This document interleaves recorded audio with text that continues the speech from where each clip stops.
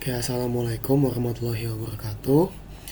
Perkenalkan, nama saya Raffi Dava Putra Hariza, mahasiswa Teknik Mesin Universitas Indonesia Angkatan 2023. Kali ini saya akan melakukan tutorial bagaimana cara mensimulasikan one dimensional heat conduction pada suatu beam atau pada suatu batang. Oke, lanjut saja pada tutorialnya. Oke, yang pertama kita klik input dan alokasi memori. Ini bertujuan untuk menentukan banyaknya sel yang akan kita gunakan pada simulasi ini. Kalau sudah ditentukan, yaitu 500 dan 15.000 sel, kita tinggal klik ya. Selanjutnya kita bisa input domain. Ini bertujuan untuk mengatur environment dari batang yang ingin kita simulasikan. Di sini kita akan menggunakan batang dengan tinggi 0,0254, atau jika dikonversikan ke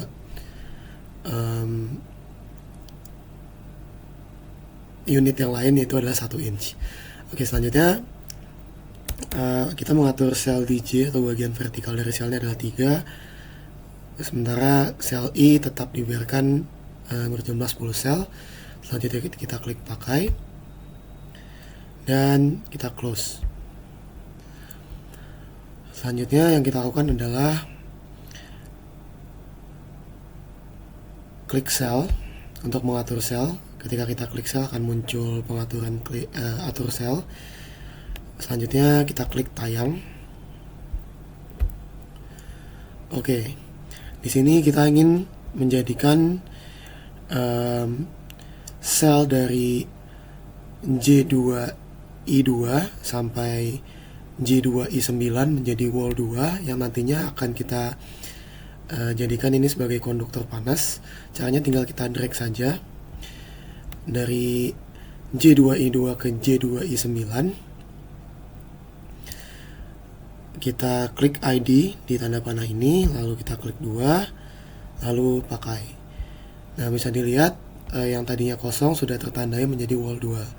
Selanjutnya kita juga ingin menandai bagian J2I1 dengan wall 3, pakai, dan bagian ujung kanannya itu J2I10 dengan wall 4, kurang lebih caranya sama, dan juga J1I5 dengan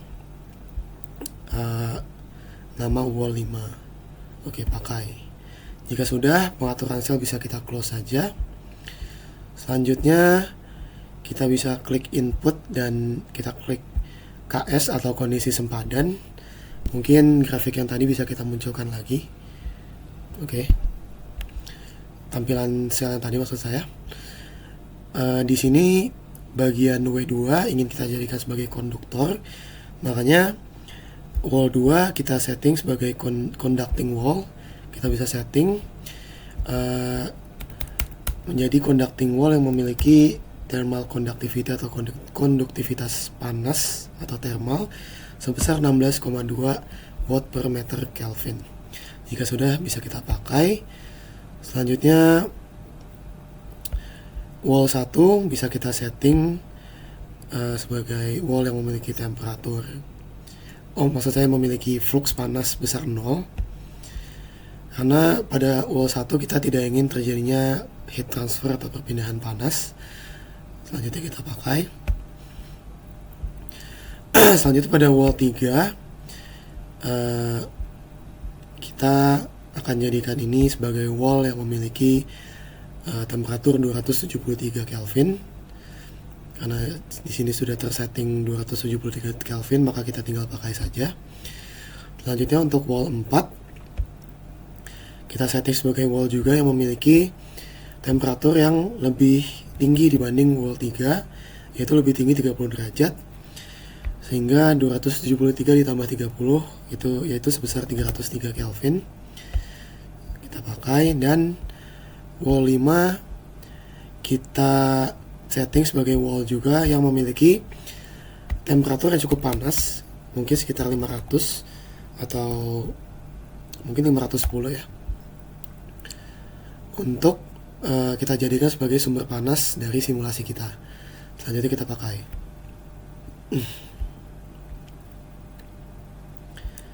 Oke, jika sudah, bisa kita close semuanya.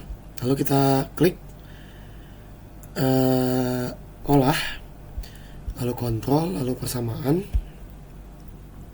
Di sini karena kita hanya menginginkan output yang berkaitan dengan calor atau panas atau heat ya, sehingga aspek-aspek yang di luar hal tersebut bisa kita exclude saja, seperti tekanan bisa kita exclude dengan cara klik sekali, baik itu dengan kecepatan V juga ataupun kecepatan U juga, sehingga kita nantinya akan mendapatkan output properti temperatur dan entalpi, sehingga plot yang akan kita dapatkan adalah plot yang berkaitan dengan temperatur dan entalpi.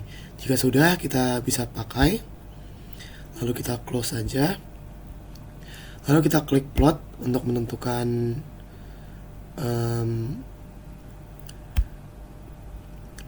output grafik yang akan kita dapatkan nanti. Kita harus pastikan bahwasannya kita klik plot ini supaya nantinya grafik akan muncul.